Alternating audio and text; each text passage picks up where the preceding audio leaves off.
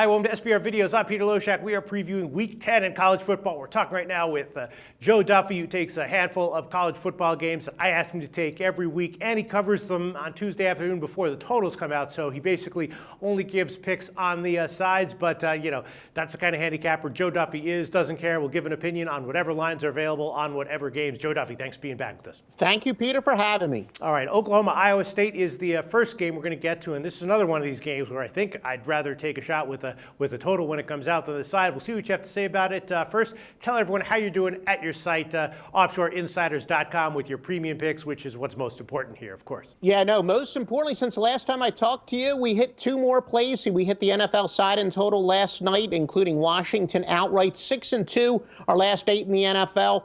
And our last 8 in football overall, 6-2 with NFL Wise Guy plays. We enter this week red hot, already with a ton of big plays up at offshoreinsiders.com for more details. All right, sounds good, Joe. Well, Iowa State is a 16.5-point home underdog here. That's up a bit from 15. And, this is tricky. Both are off a bye, right? Iowa State's actually been a very good bet their last 6 games, 4-1-1 against spread over the last 6 games, even though at that point when that run started, they were looking like they were having some major problems in terms of injuries and just talent.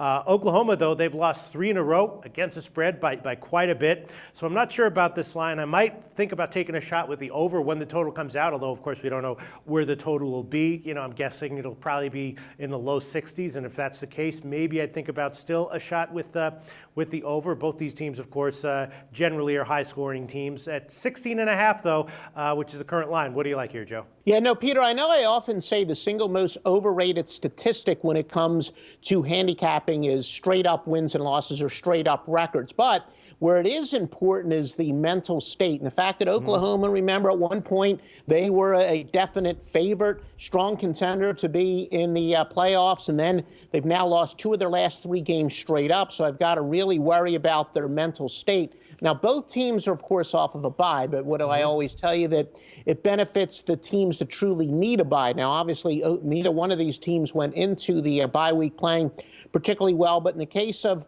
Iowa State, I think it's a good chance for them to regroup. Now, I am a little bit worried, Oklahoma. They do get running back Keith Ford back. He's going to be returning from an injury, so the bye week certainly benefited them. But in the case of Iowa State, their quarterback, Sam Richardson, he keeps improving. Now, again, playing my own devil's advocate, the fact that he is off of 2 tremendous games could the bye week slow that down, or the fact that he was constantly improving and now he can kind of go back, look at some game film and continue to build on that progress. I guess, as far as from a handicapping standpoint, I could go either way, but the fact that he kept progressing and I think he's using better judgment, I think he can really benefit from the bye week. But all in all, when you have a team like an Iowa State, I think are a little bit more concerned about keeping it respectable. Oklahoma, little realistic. I mean, it would take all kinds of ridiculous miracles, too much help from the scoreboard and other conferences to really have any chance at sneaking into the playoffs. And I think they're probably a little bit disheartened after basically having the rug pulled from without them. So I'm going to take the points here. Iowa State plus 16.5. I can certainly see that. That would continue the ATS trends of both these teams recently. So, does it concern you, though, that the line moved against that, at least from the opener of 15? Yeah, no, I mean, like I said, a lot of times, there are certain times where if we don't have metrics that support the line move, we'll actually fade a line move. But more times than not, our metrics do line up with a lot of the sharps. And what you said is very true, that spread-wise, Iowa State, they've been pretty well. They're a little bit of our long-time tested system. By the way, with the NBA coming up, it's really great in the NBA, but what we call a dichotomous straight up in ATS, where Iowa State, they've been covering despite losing straight up, and that tells you that a team is sneaking under the radar. The odds makers aren't going to adjust all that much because they aren't winning the games outright. So, no, I mean, yeah, we do pay attention to the line moves here, but there's nothing that scares me off about any line moves. All right, Iowa State plus 16.5. It is. Thanks, Joe.